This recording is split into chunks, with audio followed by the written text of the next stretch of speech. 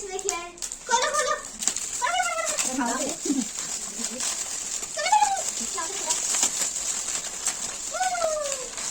So guys, मुझे मेरी friend की तरफ से मिली है ये कलर सेट, कैरेंडम्स की पेंटिंग किट।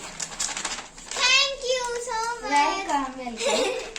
इसको साइड में रखते हैं और अब दूसरा गिफ्ट कौन सा खोलते हैं? 1 2 3 4 5 6 7 8 9 10 यही वाला खोलते हैं।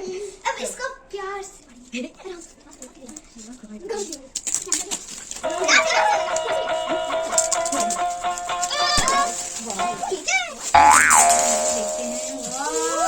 गाइस ये निकली है साइंस 61।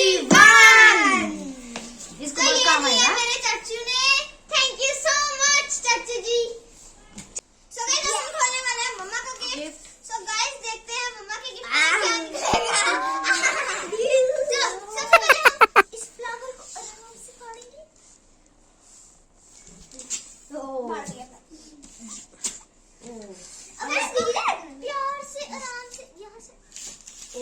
बहुत प्यार से फाड़ रहे हो आप। बहुत ज्यादा। Thank you thank you thank you. अब इसको यहाँ से हम फाड़ेंगे। वाह! ये क्या निकला? ये क्या?